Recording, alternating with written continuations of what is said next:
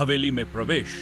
रोहित ने दरवाजा खोलने की कोशिश की। वह भारी और जंग लगा हुआ था। नेहा ने धीरे से कहा, क्या हमें सच में अंदर जाना चाहिए? यह हमारी एकमात्र उम्मीद है। हमें इसका अंत करना होगा, आरव ने आत्मविश्वास से कहा। जैसे ही दरवाजा खुला, एक अजीब सी आवाज गूंज उठी। अंदर का वातावरण सर्द और डरावना था। धूल और मकड़ी के जाल से ढके फर्श और दीवारें किसी बीते हुए की कहानी सुना रही थी। भूतिया संकेत। वे धीरे धीरे हवेली के अंदर बढ़ने लगे। अचानक साक्षी की टॉर्च चपकने लगी। ये क्या हो रहा है? उसने घबराकर पूछा। उसी समय एक कमरे से हल्की आवाज सुनाई दी, जैसे कोई रो रहा हो। ये कौन है? नेहा ने कांपती आवाज में पूछा। वे उस आवाज के पीछे चल दिए। कमरे के अंदर एक पुरानी तिजोरी रखी हुई थी। तिजोरी पर गहरी खरोंचों के निशान थे, जैसे किसी ने उसे खोलने की बहुत कोशिश की हो। तिजोरी का रहस्य, शायद इसके अंदर कुछ है, रोहित ने कहा। उन्होंने तिजोरी खोलने की कोशिश की, लेकिन यह बहुत भारी थी। अचानक आत्मा की झलक दिखी।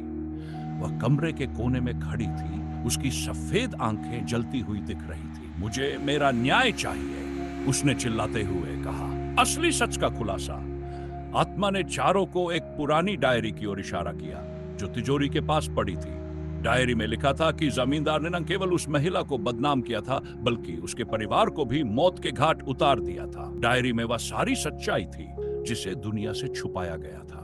तुम्हें ये डायरी लेकर गांव वालों को दिखानी होगी, आत्मा ने कहा। मेरा बदला तभी पूरा होगा जब सच सबके सामने आएगा। आत्मा का अंतिम परीक्षण। जैसे ही वे डायरी लेकर बाहर निकलने लगे, हवेली हिलने लगी। आत्मा ने कहा, तुम्हें जल्दी करना होगा, यह जगह अब और नहीं टिकेगी। चारों ने दौड़ लगाई और किसी तरह बाहर निकलने में सफल हुए। गांव में सच्चाई का खुलासा।